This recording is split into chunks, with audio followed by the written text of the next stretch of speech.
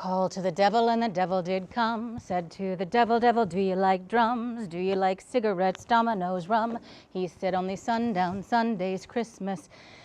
Now and again when I need a few friends. Never have I ever had a good friend as I've been. Don't get me venting on friends who resent you, 'cause all you've ever been was a noose to hang on to. That reckless they fell into hell and you both hang with nothing to do but scratch, kick. Let gravity win like fuck this. Let gravity win like you could leave it all behind. Even the devil needs time alone sometimes. You could let it all go. You could let it all go. It's called free fall. It's called free fall. Called to the devil and the devil said quit. Can't be bothered, better handle your shit. Keep about your wits, man, keep about your wits. Know yourself and who you came in with. Can I sit down? I've been hustling all day. I can't even count how many souls I've made off the same deal you're on. Remember, the devil ain't a friend to no one. But mind you, you could let it all go. You could let it all go. It's called free fall. It's called free fall. Called to the devil and the devil said, hey, why you been calling this late? It's like 2 a.m. and the bars all close at 10. And hell, that's a rule I made. Anyway, you say you're too busy saving everybody else to save yourself. And you don't want no help. Oh well. That's the story to tell. That's the story to tell. You can let it all go. You could let it all go. It's called free fall. It's called free fall.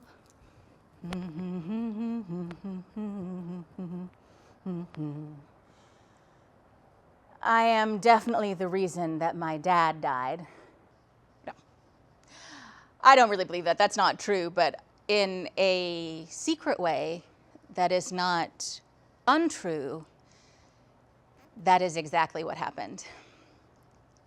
But I'm getting ahead of myself. There are things that I'd like you to know before we get to that, things that I need to figure out, and I'm gonna keep singing, and I hope you don't mind. It's just that there's this soundtrack in my head, and these songs, they just follow me into my dreams, and they're still there when I wake up, and I finally realized they're trying to tell me something, and the best way to listen is singing. I guess we have to start where it all started and where it ended in Kentucky. Now, before anyone makes a Kentucky Fried Chicken joke, my mother's mother actually did know Colonel Sanders of KFC fame. I just can't remember if it was before she left her husband and 5 daughters and packed everything she had in a Vegas station wagon and moved to California to marry her pen pal who was in Folsom Prison. He'd knocked over a liquor store. Oh, her second husband, not Colonel Sanders, as far as I know. My mother's mother is the reason that I always knew that if I didn't like my life, I could just up and change it. You know, now that I'm thinking about it, my mother is actually very good at reinvention. She had the wherewithal to divorce my sister's dad and my dad twice.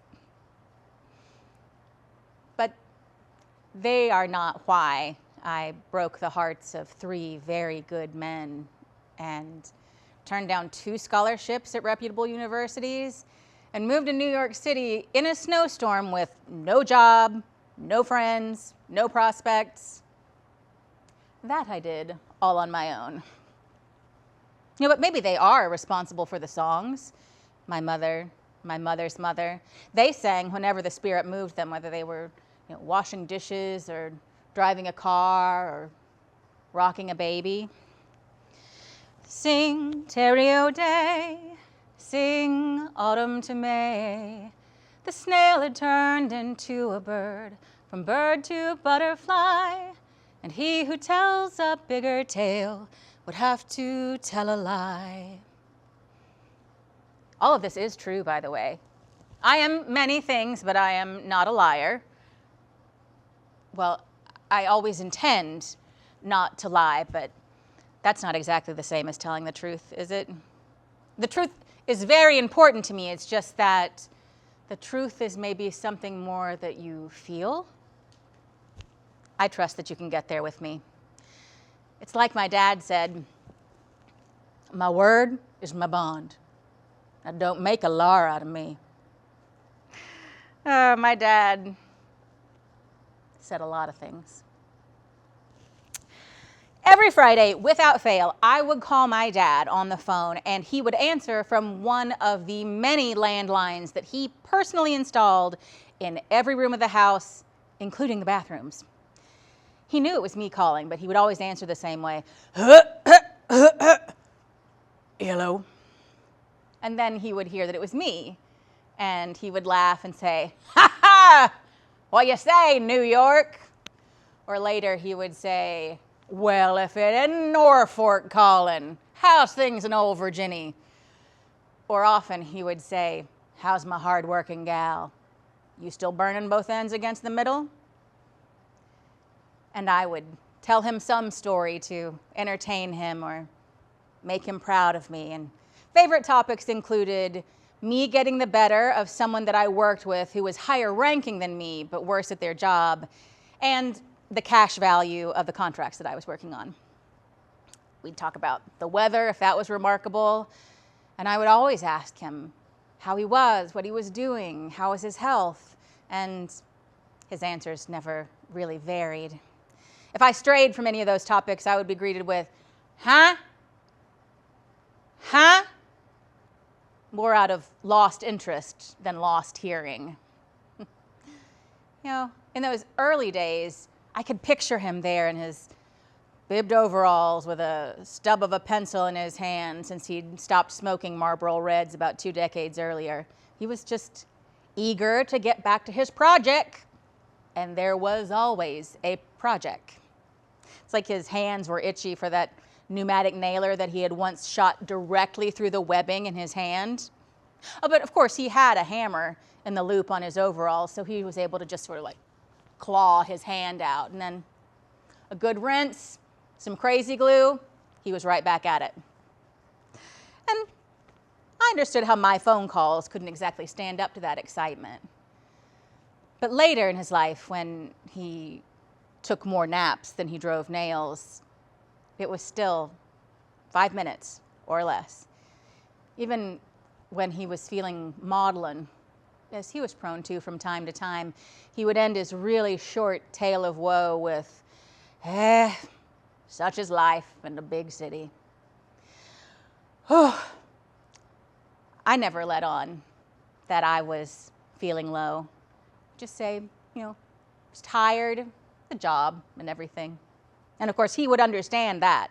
My dad understood work. It was more important than anything.